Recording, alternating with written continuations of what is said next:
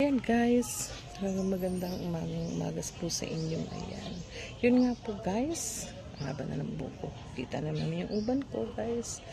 Hindi ako nagpapakulay na. Basta ginagamit ko ay yung shampoo na nabili ng aking anak. Ayan. Yun lang inaano ko kasi para hindi maganda naman siya sa buhok.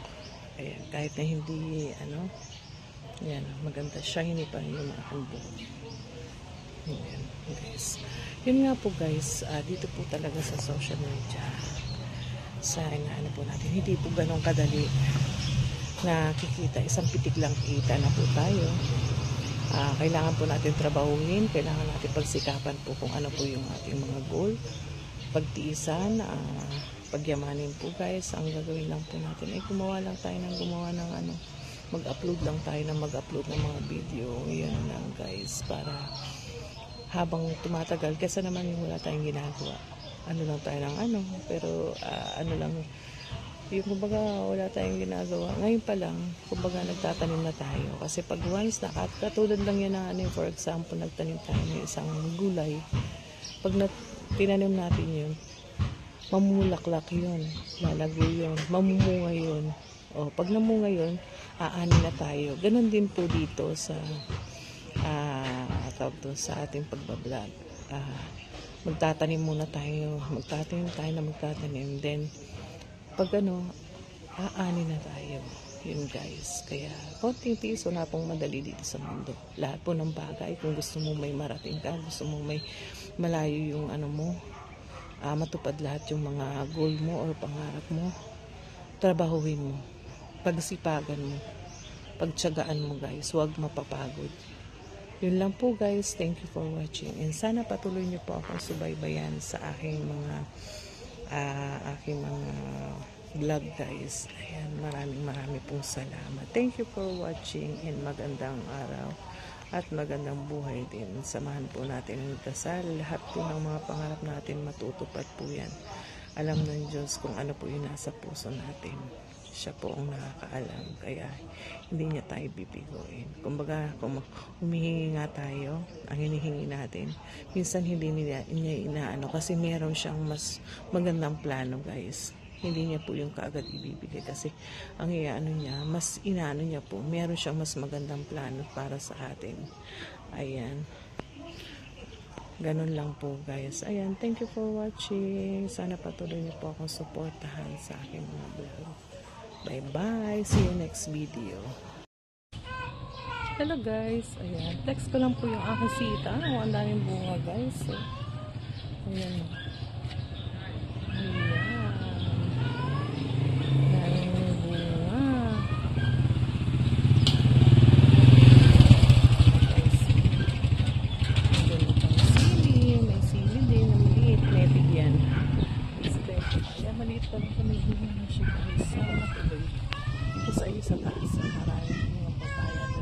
Pahinugin ko yan guys. Ayun lang ka, namumunga na siya guys. Ayan, nagkakaroon ko ng panggulay. Ayan, daming bunga. Puputulin ko na sana yan kasi hindi siya magandang pahinugin. Maganda lang siya panggulay. Papalitan ko sana ng yung maganda ang laman. Ayan guys. Diba? Pakinabangan. Hindi ko naman napuputulin. Okay na din yan panggulay guys.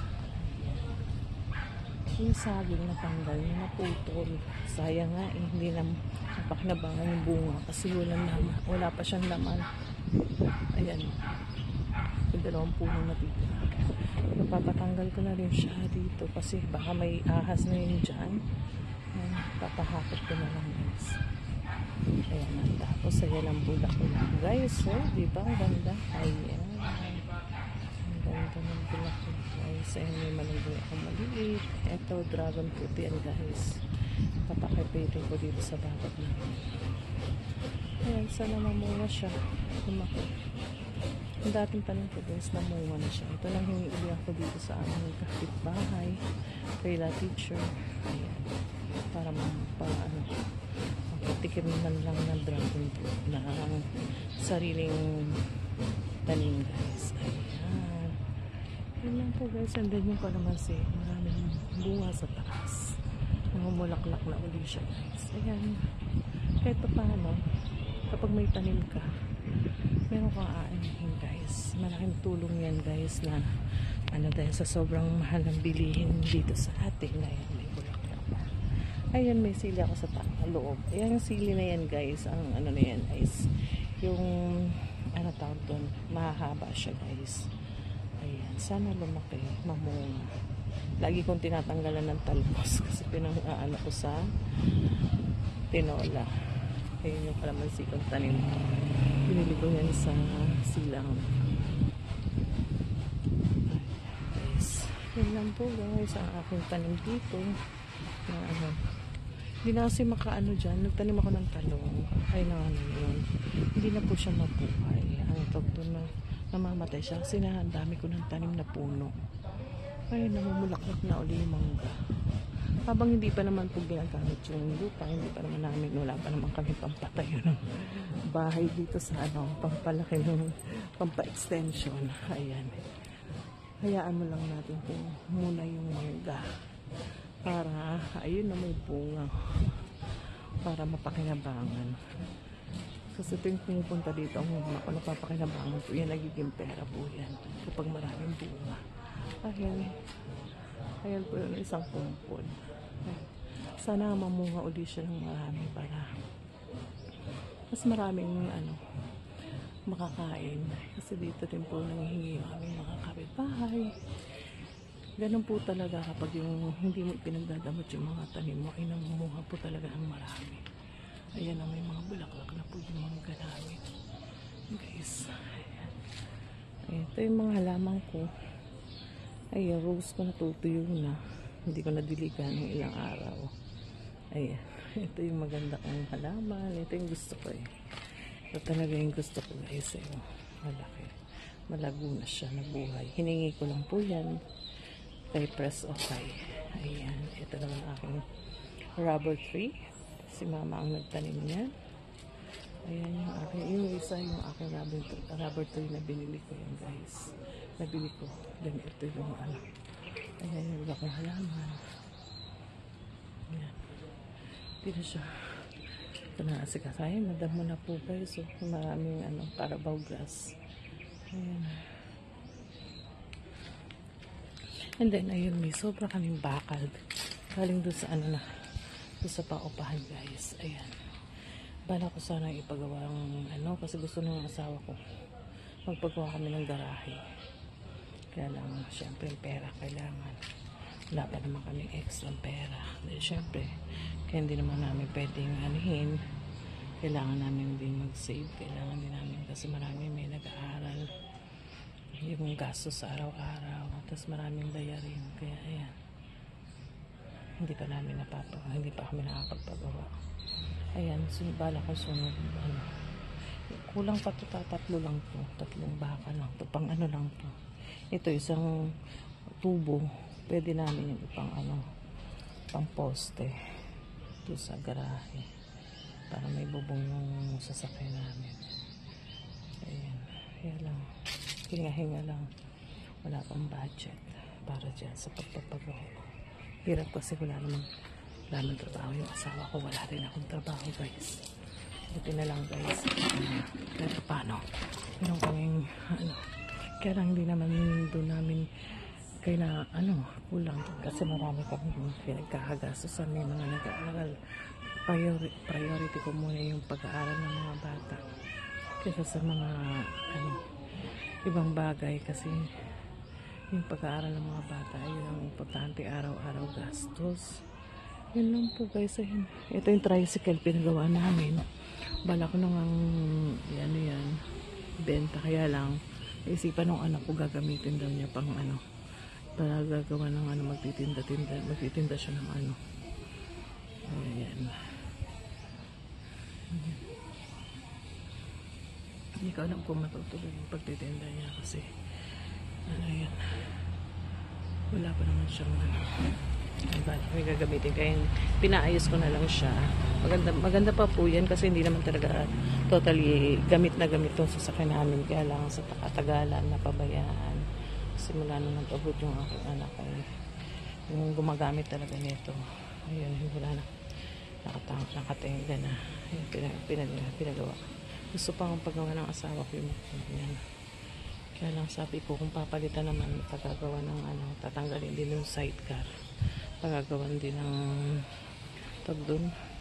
Yung parang sidecar po na pwedeng paglutuan. Ganun. Ayan. Yun lang po guys. Thank you for watching guys sa aking mga kwento-kwento. Yung mga ganap-ganap. Ayan. Ito lang po. Ayan.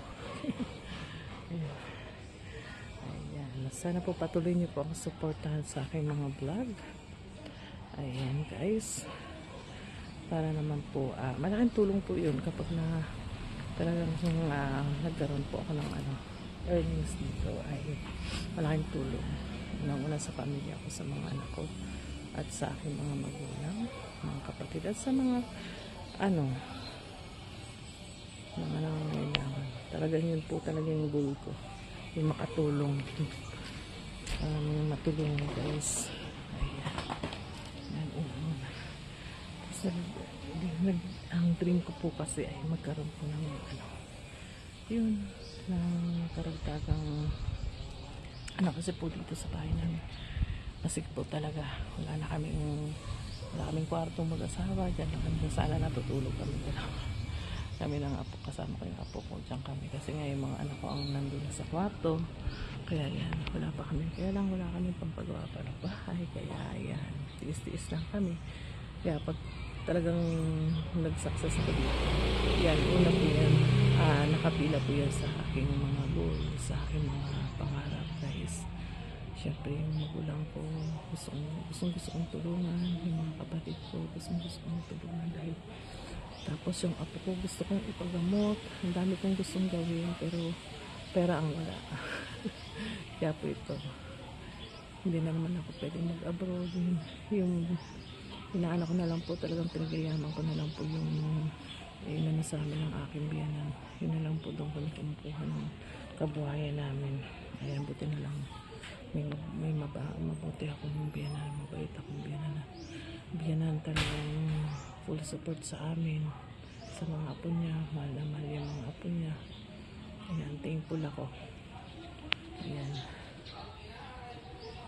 guys, yun lang po guys. Hindi po talaga natin makukuha lahat, kaya kailangan natin pagtrabahuhan, kailangan natin paghirapan. So syempre hindi naman natin lahat makakamit ng lang. Kailangan dito po sa platform ng social media hindi po talaga ganong kadali. Talagang paghihirapan mo bago ka umani. Kaya yun lang po, nagtitiis po ako, nagsikat po ako. Ayan, at iniisip ko na lang po ba ng araw magbubunga din po lahat ng aking mga ginagawa.